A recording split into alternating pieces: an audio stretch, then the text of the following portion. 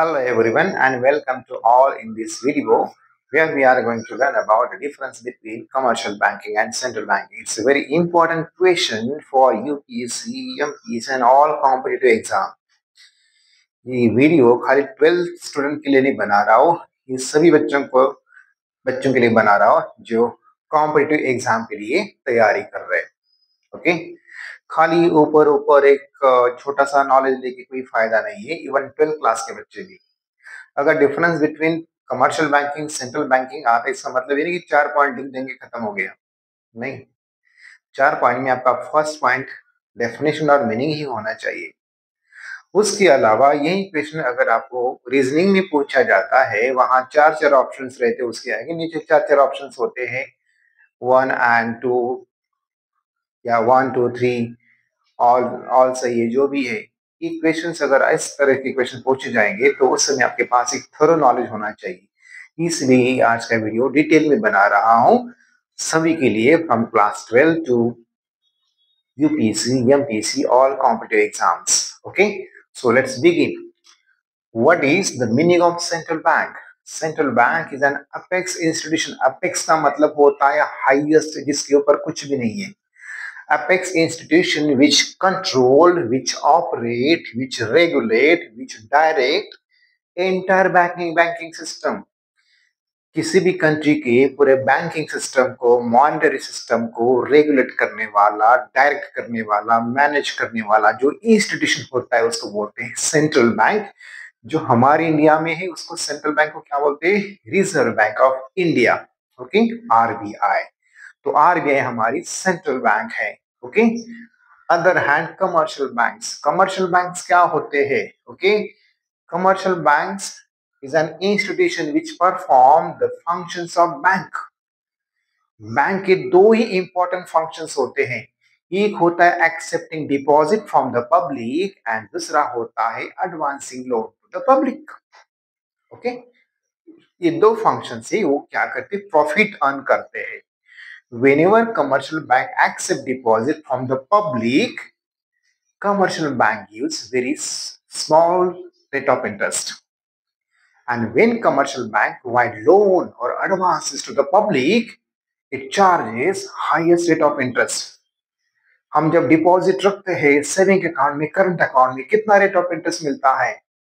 3%, ज्यादा से ज्यादा 4%. जब लोन लेते हैं तो 8 से 15%.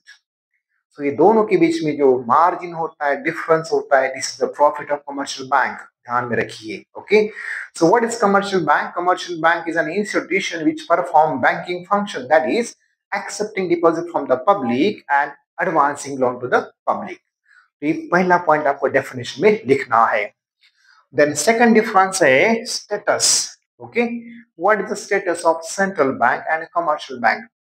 You know that central bank is an apex institution of money market. Money market में सभी फाइनेंशियल इंस्टीट्यूशंस आते हैं. ओके, जो गवर्नमेंट की हो सकते हैं, प्राइवेट की हो सकते हैं, या फिर कोऑपरेटिव भी हो सकते हैं.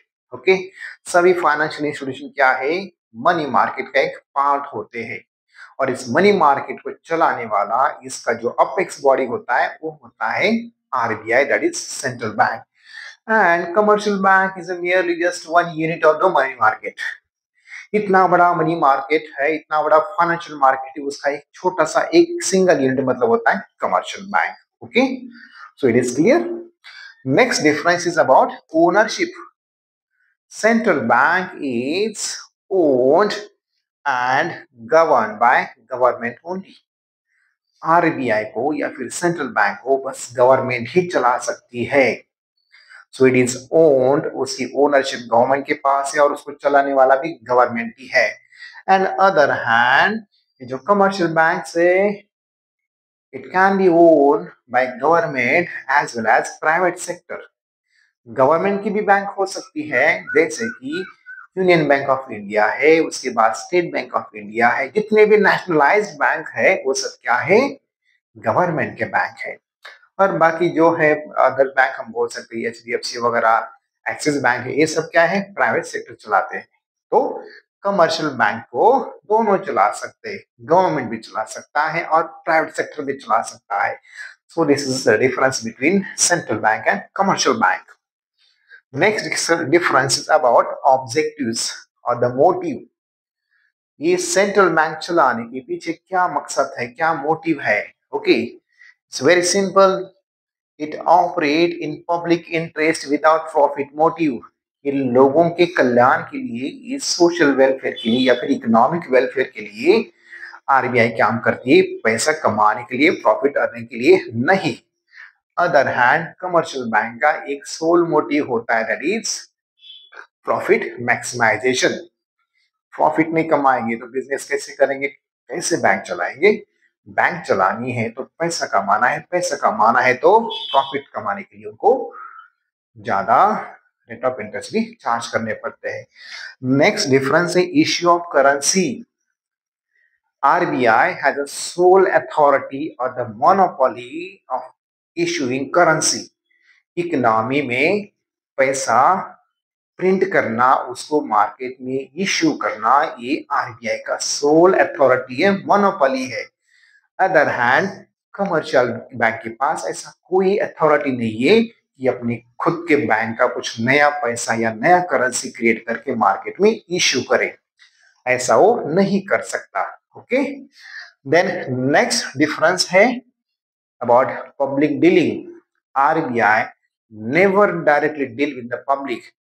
आप कभी आरबीआई के पास अप्रोच कर सकते हैं कि मुझे होम लोन चाहिए, मुझे कार लोन चाहिए? नेवर.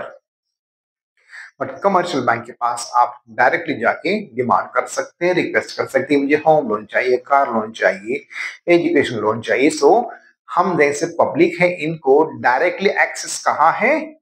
कमर्शियल बैंक के पास, not with the central bank. Central के बैंक के पास खाली गवर्नमेंट और कमर्शियल बैंक के लिए एक्सेस होता है, पब्लिक के लिए नहीं. तो अगेन ध्यान में रखिए, पब्लिक को आरबीआई के पास, सेंट्रल बैंक के पास कोई एक्सेस नहीं है, कोई डायरेक्टली डील नहीं किया जाता. बट कमर्शियल बैंक के साथ पब्लिक डायरेक्टली डील कर सकती है. नेक्स्ट जो डिफरेंस है, नंबर ऑफ बैंक. किसी भी इकोनॉमी में, किसी भी कंट्री में एक ही सेंट्रल बैंक हो सकती है, 10 बैंक नहीं हो सकते, उसके ब्रांचेस भी नहीं हो सकते. इंडिया में एक ही सेंट्रल बैंक है जिसको बोलते हैं RBI, reserve bank of India. And other hand हम अगर देखेंगे तो commercial banks, there are number of commercial banks. बहुत सारे कमर्शियल बैंक्स हैं जिनके अलग अलग ब्रांचेस होते हैं.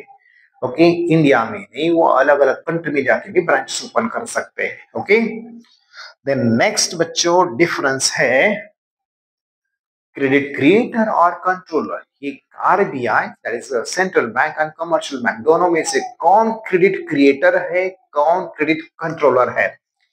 पिछले एक वीडियो में हमने पढ़ा है कि व्हाट इज क्रेडिट मल्टीप्लायर और द मनी मल्टीप्लायर, जिसमें हमने पढ़ा कि कमर्शियल बैंक का एक इंपॉर्टेंट फंक्शन है क्या? Credit creation. तो ध्यान में रखिए, जो क्रेडिट क्रिएट करने का काम है, मतलब जो सेकेंडरी डिपॉजिट और लोन एडवांस क्रिएट करने का काम कौन करता है? Commercial bank. और वो कितना करना है, कितने लिमिट तक करना है, या उसको बढ़ाना या डिक्रीज करना है, इसको कौन डिसाइड करेगा, कौन कंट्रोल करेगा? आरबीआई. तो ध्यान में रखिए, central bank is a credit controller, whereas commercial bank is a credit creator.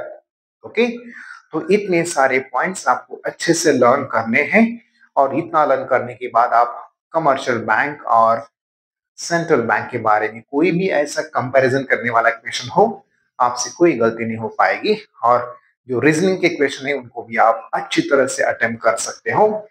इसमें अगर आपको कोई डाउट है, आपको कुछ और इंफॉर्मेशन चाहिए डिटेल में, तो आप कमेंट बॉक्स में लिख सकते हैं. Thank you so much.